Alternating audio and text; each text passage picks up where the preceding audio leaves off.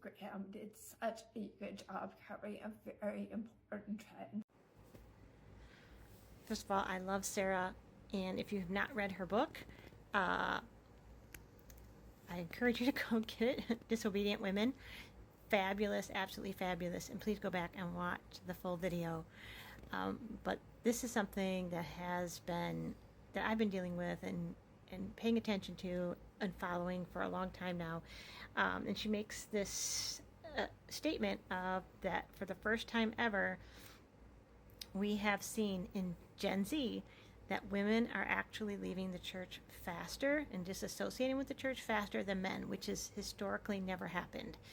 And even in older generations, so my generation, which is Gen X, or Sarah's, which is millennial, at our ages, we are disassociating from the church faster than men. And here's the thing, we are sick of the patriarchy.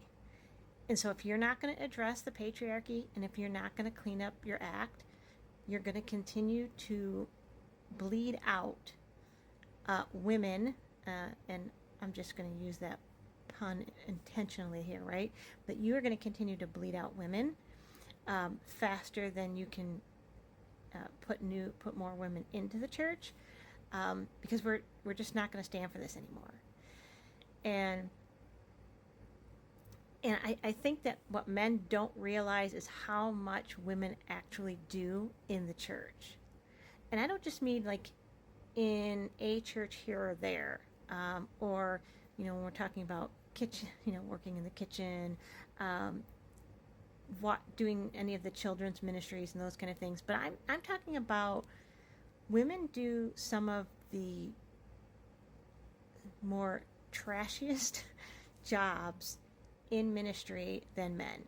Like, we're the ones who are digging, like when there's a church that nobody wants anymore, then they give it to the women. Then they're like, oh, hey, we'll give this church to a woman. Like we're really digging out the trenches, because the men don't want to do that, right? And I know you're like, there are exceptions to the rule, et cetera, and you're going to name a man who did this or a man who did that.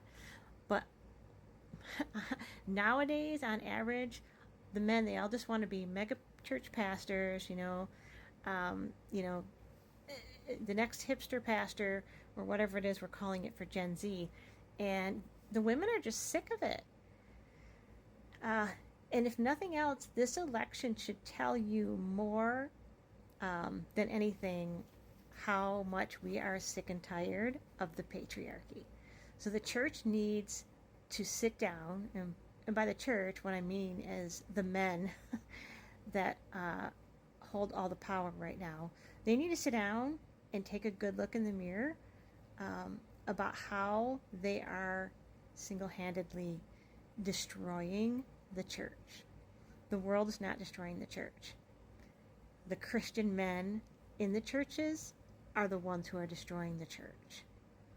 So this might be a good time to do that whole Psalm 50, create in me a new heart, O God, search me and see if there is any wicked way in me. So, I don't know. That's my 2 cents from a former evangelical woman pastor, knowing that it's going to fall on deaf ears. But maybe there'll be 3 men out there who decide to take a look in the mirror and make some changes.